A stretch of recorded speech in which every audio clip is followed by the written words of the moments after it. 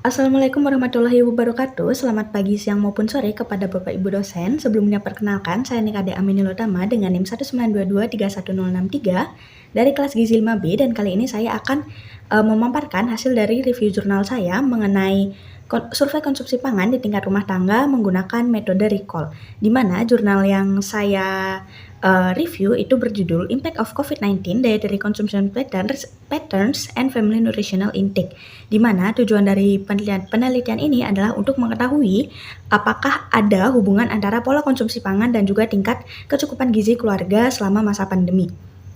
Baik, selanjutnya adalah metode penelitian yang digunakan, di mana penelitian ini itu menggunakan metode kuantitatif dengan desain analytical survey, di mana lokasi penelitian ini berada di Desa Ronowijayan, Kecamatan Siman, Kabupaten Ponorogo, di mana populasi yang diteliti itu adalah terdiri dari 500 keluarga dengan sebanyak 30 keluarga yang ditentukan menggunakan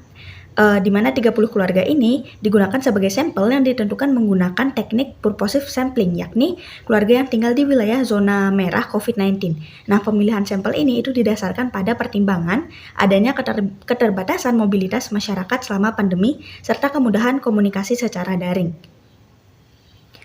Baik, selanjutnya adalah penggunaan metode recall dan juga instrumen yang digunakan, di mana metode pengumpulan data yang digunakan ini merupakan metode 24-hour food recall yang dilaksanakan secara online ataupun wawancara daring menggunakan video call, di mana responden utama dalam penelitian ini itu merupakan kepala keluarga atau ibu rumah tangga yang bertanggung jawab dalam menyiapkan makanan keluarga. Nah, di dalam metode ini, responden itu akan diminta untuk menyebutkan semua jenis makanan dan juga minuman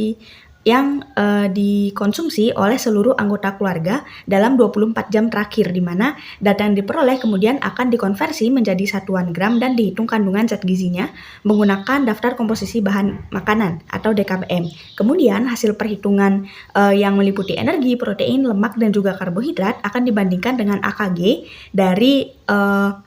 WNPG pada tahun 2012 yang kemudian akan dikategorikan menjadi 3 tingkat, yakni defisit apabila kurang dari 80% AKG, cukup apabila 80 hingga 110% dari AKG, dan lebih apabila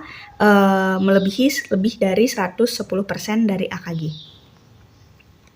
Selanjutnya adalah prosedur pelaksanaan, di mana penelitian ini itu dilaksanakan dalam beberapa tahap yang meliputi tahap persiapan, pengumpulan data, dan juga analisis, di mana tahap persiapan itu diawali dengan penyusunan proposal dan juga pengajuan etik penelitian yang disetujui oleh Komite Etik Penelitian, di mana tahap pengumpulan data ini dilakukan selama 3 bulan, yakni dari bulan Juli hingga September pada tahun 2021 menggunakan wawancara daring yang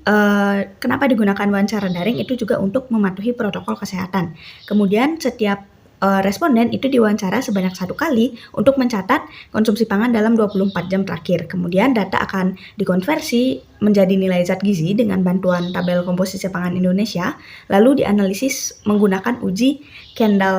Kendall-Tau untuk menilai hubungan antara pola konsumsi pangan dengan tingkat kecukupan gizi keluarga. Nah, dari metode yang digunakan didapatkanlah hasil penelitian, di mana ternyata dari hasil penelitian tersebut menunjukkan bahwa sebagian besar keluarga itu memiliki tingkat kecukupan energi dan juga protein yang termasuk kategori normal, yaitu sekitar 73%. Meskipun demikian, masih terdapat beberapa keluarga yang mengalami defisit, terutama pada asupan lemak dan juga asupan mineral, di mana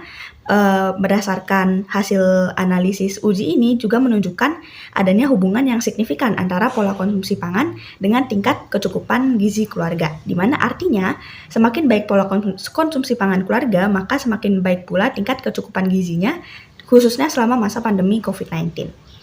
Adapun kelebihan dan kekurangan dari penelitian ini, di mana kelebihan penelitian ini itu terletak pada metode 24-hour recall yang digunakan itu